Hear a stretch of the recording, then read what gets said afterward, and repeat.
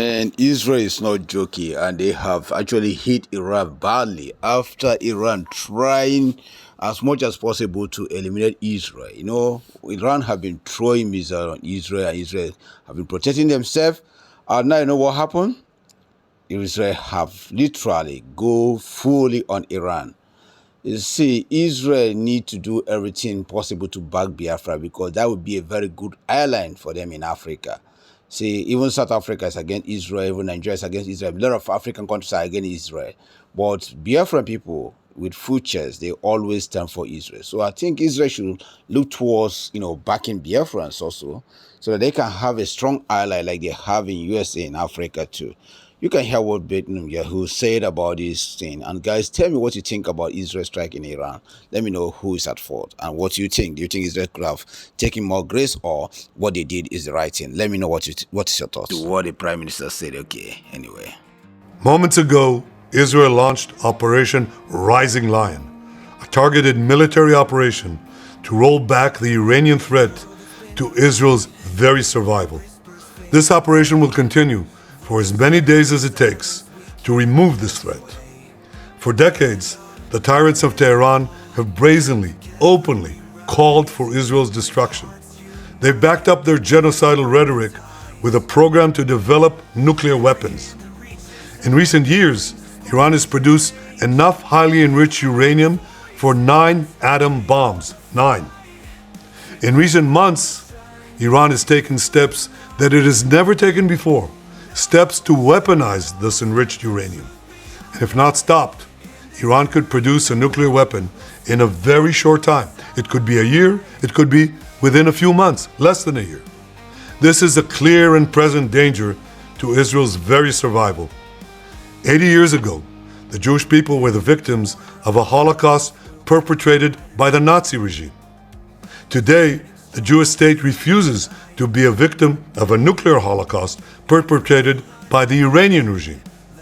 Now, as Prime Minister, I've made it clear time and again, Israel will never allow those who call for our annihilation to develop the means to achieve that goal. Tonight, Israel backs those words with action. We struck at the heart of Iran's nuclear enrichment program. We struck at the heart of Iran's nuclear weaponization program. We targeted Iran's main enrichment facility in Natanz. We targeted Iran's leading nuclear scientists working on the Iranian bomb. We also struck at the heart of Iran's ballistic missile program. Last year, Iran fired 300 ballistic missiles at Israel.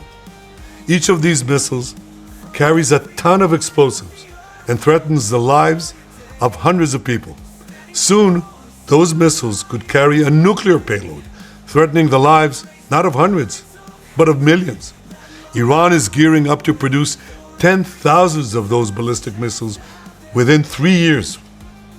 Now just imagine 10,000 tons of TNT landing on a country the size of New Jersey. This is an intolerable threat. It too must be stopped. Iran is now working on what it calls the new plan to destroy Israel. You see, the old plan failed. Iran and its proxies tried to encircle Israel with a ring of fire and to attack us with the horrible attack of October 7th.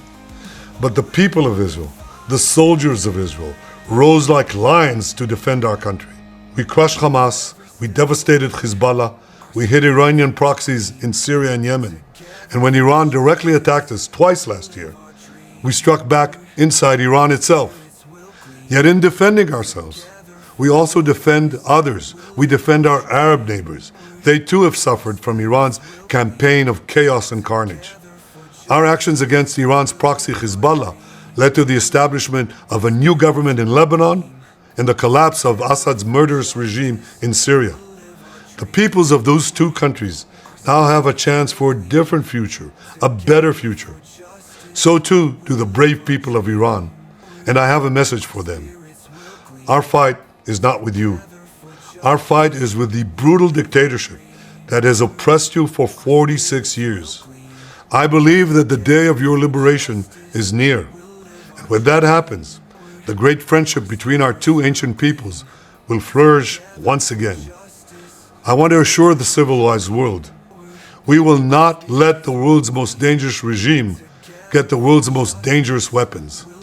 And Iran plans to give those weapons, nuclear weapons, to its terrorist proxies. That would make the nightmare of nuclear terrorism all too real. The increasing range of Iran's ballistic missiles would bring that nuclear nightmare to the cities of Europe and eventually to America.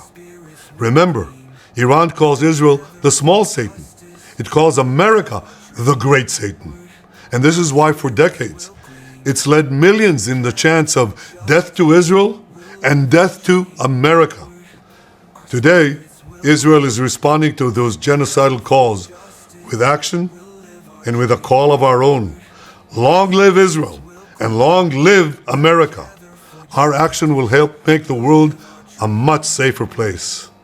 I want to thank President Trump for his leadership in confronting Iran's nuclear weapons program.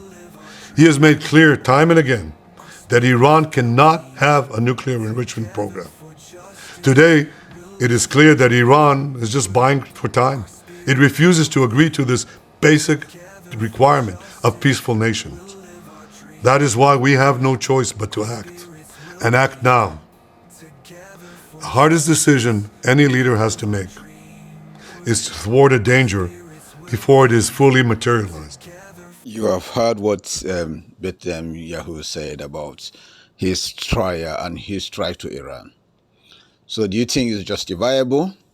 And if you are Islam, before you begin to say Iran, Akbar, or whatever, supporting Iran, know you actually that Saudi Arabia want Iran to be striked for a long time. And Saudi Arabia will be jubilating. So pass your judgment. We need terrorists to stop. The Boko Haram in Nigeria, the Sahara areas, we need this terrorism to stop. So now make your judgment. Stay safe.